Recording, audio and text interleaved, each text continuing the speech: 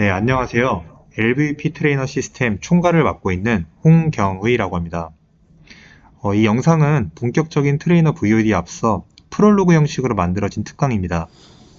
트레이너 강사님들과 함께 현재 피트니스업에 대해 보다 솔직하게 이야기하고 고민을 나눠보기 위해 제작하였으니 한번 재밌게 들어주셨으면 좋겠습니다. 네, 요즘 피트니스 강사님들과 만나면 한 가지 공통된 분위기와 자주 듣는 말이 있습니다. 요즘 왜 이렇게 힘들죠? 예전보다 더 열심히 하는데 여유가 없어요. 근데 제가 이런 말들을 들었을 때 보다 신기하고 흥미로웠던 건 이 말을 하는 분들 대부분이 게으르지 않다는 점입니다. 수업 준비부터 회원 관리까지 정말 열심히 하고 공부는 당연히 손에서 놓지 않고 센터 일도 최소한의 책임감을 갖고 잘하는 분들입니다. 예전 같았으면 와, 정말 안정적으로 오랫동안 일하시겠다 라고 생각했을 것 같은데 다시 요새 피트니스업의 추세와 분위기를 함께 고려했을 때는 이런 분들도 이제는 불안할 수밖에 없겠다 라고 생각했습니다. 무엇 때문에 이런 분들이 불안할 수밖에 없는지 보다 자세히 설명해 드리기 위해 우리 시장 상황을 잠깐 이야기하고 넘어가겠습니다. 저는 이미 다 아는 얘기라고 생각을 하는데요. 예전에는 헬스장, 요가, 필라테스 다 합쳐서 우리 한 동네에 몇 개나 있었나요? 지금은 헬스장 옆에 헬스장, 필라테스 위층에 아래층에 필라테스 샵이 있습니다. 운동하는 사람이 늘었고 센터도 많아지고 트레이너 강사님들도 많아졌습니다. 근데 저는 여기서 뭔가 이상함을 느꼈습니다. 단순 경쟁이 과열되었다는 것을 넘어서서 시장이 커지며 수업도 더 많이 하고 열심히 일하는데 급여가 제때 안 들어오거나 근로계약이 나도 모르는 사이에 애매하게 바뀌거나 먹튀라는 단어가 너무 자연스럽게 나오고 있습니다. 제가 오늘 이 강의의 제목을 왜 이렇게 불안해졌는가 라고 정한 이유는 바로 여기에 있습니다. 피트니스 산업은 외형적으로 아주 빠르게 성장했지만 관성에 젖은 운영 방식 그리고 이를 제도적으로 뒷받침이 되고 있지 않은 상황 속에서 우리 강사님들은 어떻게 일하고 계신가요? 센터에서 제공된 언제 어떻게 만들어진지 알 수 없는 세션표와 운동일지를 사용하고 카톡을 통해 운동일지를 이미지 혹은 텍스트로 정리해서 회원님들에게 보내드리고 엑셀표로 스케줄을 정리하거나 목적 없는 블로그, 유입 없는 개인 인스타를 하고 계시지 않으신가요? 저는 방금 말씀드린 방식들이 업계 표준이라 생각합니다. 그리고 이러한 표준화된 방식들이 빠르게 성장한 시장과 피트니스업을 경험하고 있는 고객들에게 있어 한참 뒤처진 방식이라 생각합니다. 그러다 보니 강사님들의 성장 속도는 더딜 수밖에 없고 차이가 날 수밖에 없고 이로 인해 불안해질 수밖에 없다고 생각합니다. 결국 현장에서 실무에서 문제는 생길 수밖에 없다 생각합니다. 지금 이 강의를 듣고 계신 강사님들의 단순 바램 혹은 욕망이 있다면 저는 생각보다 단순할 거라 생각합니다. 돈을 벌고 싶은 거라 생각을 했어요. 저 역시 똑같습니다. 그러나 단순 무작정 돈을 벌고 싶은 것이 아닌 단 열심히 일한 만큼 돌아오는 구조 속에서 증명한 만큼 본인의 가치를 더 인정받고 오랫동안 트레이너라는 직업으로 일을 하며 돈을 벌고 싶은 거라 생각했습니다. 그러나 이러한 바램 혹은 욕망을 이루기 위해서는 우리가 지금껏 일하던 방식들이 점점 더 우리를 불안하게 만들고 있을 거라 생각합니다. 초반에 말씀드렸던 요새 힘들다, 열심히 하는데 여유가 없다 등의 답을 주신 강사님들께 그 다음 또 하나의 공통된 질문을 하나 더 했습니다. 혹시 지금 불안해 하시는데 그래서 무엇을 하고 계시나요? 저는 여기서 또 한 번 흥미로움을 느꼈습니다. 이런 상황 속에서 강사님들이 생각하고 계신 방법 혹은 해결책은 그래서 더 잘해야죠. 그래서 더 배워야죠 였습니다. 물론 틀린 말은 아닙니다. 그러나 문제는 강사님들이 주신 답변 속에는 왜 이렇게 불안해졌는가를 해결할 수 있는 방법들이 빠져 있습니다. 한 번 더 이 질문을 본인에게 꼭 해보셨으면 합니다. 지금 더 배우고 잘하려는 노력들이 지금 내가 일하고 있는 환경을 바꿀 수 있나요? 예를 들어 열심히 공부해서 자격증을 새롭게 취득했는데 현재의 수입 구조가 그대로이거나 트레이너로서, 강사로서 역량은 늘었는데 역할과 책임만 더 많아지는 경우이거나 수업 외적으로 업무가 늘어났는데 그에 따른 추가적인 보상이 없거나 저는 이런 노력과 상황들은 성장이 아닌 소모에 가깝다고 생각합니다. 본인의 시간과 돈과 노력을 들여 성장을 이뤄냈다면 일을 하는 환경, 더 나아가 불안함 자체가 해소돼야 된다고 생각합니다. 그러나 노력은 계속하는데 나를 갈아놓고 있는데 어디에도 무언가가 쌓이지 않는 느낌이 들 것 같아요. 이것이 계속 반복되다 보면 결국 번아웃이 오고 저라도 너무 불안할 것 같습니다. 몇 년 전만 해도 우리 선생님들의 하루는 비교적 단순했습니다. 하루 5에서 6타임 수업하며 개인 운동하고 상담 있으면 하고 센터 운영적인 부분은 센터의 목, 센터의 책임이라고 생각하며 일을 했던 것 같습니다. 그러나 근래에 들어서는 어떤 환경 속에서 우리 강사님들이 일하고 계신가요? 한 단어로 말씀드리면 정말 바쁩니다. 수업하고 회원 관리하고 상담하고 그 외에 또 마케팅까지 하다 보면 밥 먹을 시간이 없을 정도로 강사님들이 굉장히 바쁩니다. 그럼에도 불구하고 해당 월에 어떤 개인 매출적인 부분에 있어서 조금 저조하게 되면 제대로 된 대우조차 안 해주는 경우가 너무 많습니다. 저는 이런 상황이 일상이 되다 보면 다른 생각, 더 나아지는 생각, 다른 무언가를 할 여유와 에너지 자체가 사라질 것 같습니다. 그러다 보니 이런 상황 속에서 무작정 뭐라도 해야 될 것 같아. 그런 생각으로 일단은 시작하고 달리게 됩니다. 목표 없이, 방향 없이 불안해서 계속 속도만 생각할 것 같습니다. 네, 그렇다면 지금 이렇게 바쁘게 일하고 계신 강사님들이 가장 먼저 하셔야 할 건 무엇일까요? 더 빠르게 뛰는 게 아니라 한번 멈춰서 정리하는 시간이 필요합니다.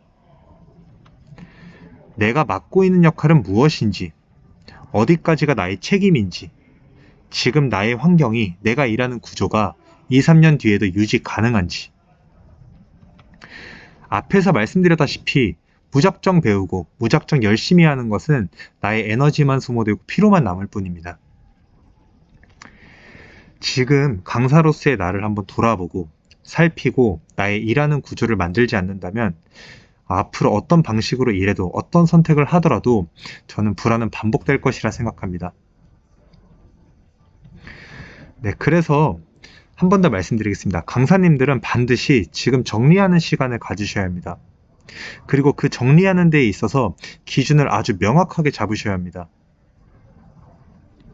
이미 현장에서 이런 부분들을 체감하거나 느끼고 계신 분들도 굉장히 많을 거라 생각을 하는데요. 이미 경쟁력의 기준이 달라졌고 이로 인해서 소득 격차는 지금 강의를 하고 있는 지금 이 시점에서도 더더욱 벌어지고 있습니다. 그래서 반드시 정리하는 시간을 가지셔야 하고 그 정리하는 시간 속에서 그 고민 속에서 두 가지는 반드시 함께 포함되어야 합니다. 네, 첫 번째입니다. 내가 필요한 사람인가? 얼마나 열심히 했는가, 얼마나 오래 일했는가가 아닌 지금 내가 속해 있는 센터에 도움이 되고 있는가, 그리고 그 부분을 나도 알고 센터도 알고 있는가를 생각해야 합니다. 한번 이 부분을 조금 예시로 풀어서 설명드리겠습니다. 트레이너 A, B, 이번 달에 매출 2천만 원을 달성한 트레이너 2명이 있다고 가정을 했습니다. 센터 입장에서 어떤 강사분이 더 필요한 혹은 잘한 사람일까요? 두 분 다 센터에 비슷한 시기에 입사해서 비슷한 연차를 가진 강사님이라고 가정했다면 저는 B 강사님이 센터 입장에서 회원 관리를 더 잘한다 생각이 들 것 같습니다. 제가 이렇게 말씀을 드렸다고 해서 그렇네, B가 훨씬 더 잘하네, 여기서 그치시면 안 됩니다. 어쩌면 사실 A라는 트레이너가 훨씬 더 많은 성과를 내고 있고 센터에도 도움이 되고 필요한 강사님일 수도 있습니다. 네, 그 이유는 우리 PT라는 상품 특성상 기간에 따라 매출이 몰려 성과가 나기도 나지 않기도 합니다. 매출 1,000만 원 했어, 이게 아니라 1분기, 2분기, 작년 올해를 비교했을 때 본인의 성과가 어떤지, 그리고 그 성과를 센터도 알고 있는지가 굉장히 중요합니다.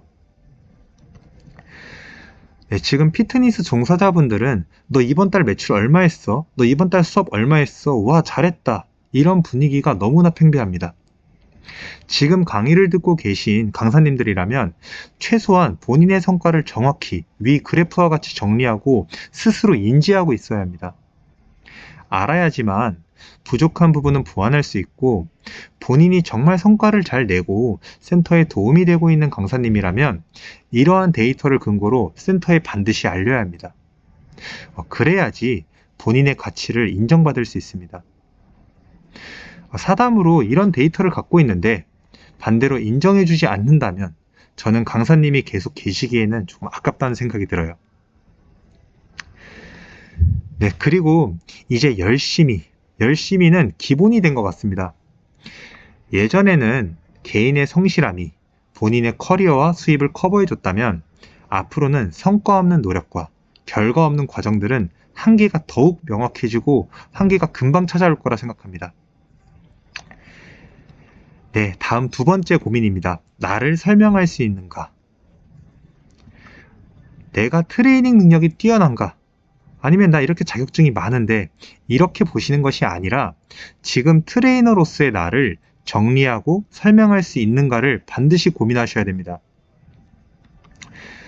우리 업계에서 흔히 볼 수 있는 프로필 하나를 가지고 왔습니다. 이렇게 보시는 프로필만으로 고객님들이 해당 강사님을 어떤 수업을 하고 어떤 강점이 있는지 이해할 수 있을까요? 저는 여기서 강사님들한테 여쭤보고 싶습니다. 강사님의 수업 지도 스타일은 어떤 스타일이라고 말씀하실 수 있나요? 본인의 수업 강점과 기존 고객들의 변화를 한눈에 볼 수 있도록 정리해 놓으셨나요?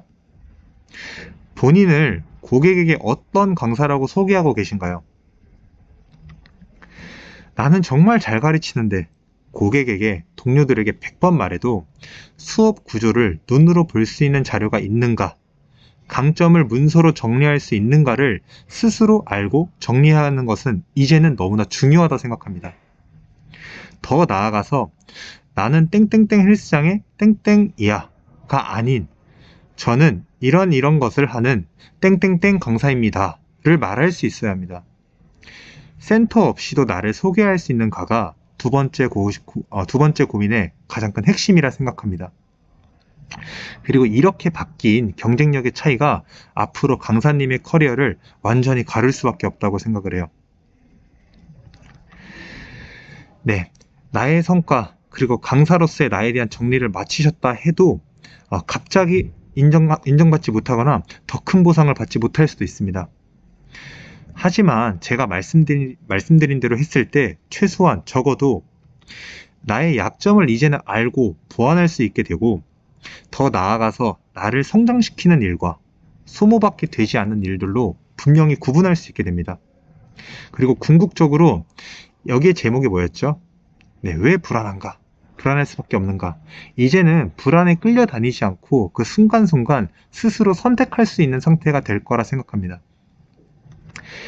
한 단어로 정리해서, 즉 내가 왜 초조해하는지 불안해하는지에 대한 이유를 본인이 알고 이를 해결할 당장의 할 일들을 정리해서 하나씩 해나갈 수 있게 되는 상태가 될 거라 생각합니다.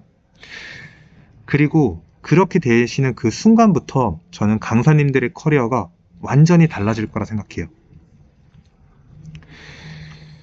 네, 오늘 첫 번째 강의는 사실 종사자분들을 만날 때마다 다소 뭔가 아쉬움이 조금 있어서 준비했습니다. 저는 열심히 잘하는 강사님들이 오래오래 일하셨으면 합니다. 그러나 본인이 어떤 산업에 들어와 일을 하는지, 어떤 환경 속에서 일을 하는지 이런 부분에 대해서는 크게 관심이 없습니다. 오늘 내가 어떤 수업을 하고 어떤 공부를 하고 이런 부분에만 조금 더 관심과 집중을 보이는 강사님들이 너무나 많습니다. 저 역시도 이제 강의 자료에 좀 올려놨는데, 트레이너부터 운영, 관리, 그리고 시스템 개발을 하면서 정말 많은 피트니스 교육을 들어보았습니다. 좋은 인사이트를 얻는 훌륭한 강의들 너무나 많았습니다. 다만 노하우와 경험들을 듣고 스스로 이 부분을 인지하고 깨달았다고 해도 반드시 나의 행동이 바뀌어야 했고, 그거에 따른 정말 많은 노력들이 요구되었습니다. 저는 사실 이 부분이 강의의 함정이라 생각했습니다. 단순 내가 의지가 부족해서 좋은 강의를 듣고도 바뀌지 못하는 걸까? 라는 자괴감에 좀 빠질 때도 있었어요. 정말 성장하고 변화하기 위해선 기존에 하던 것 이상의 노력을 해야 하는 것은 맞습니다. 그러나 무에서 유를 만드는 것과 같은 필요 이상의 노력이 드는 건 저에게 있어서 앞서 말씀드렸다시피 좌절감만 느끼겠어요.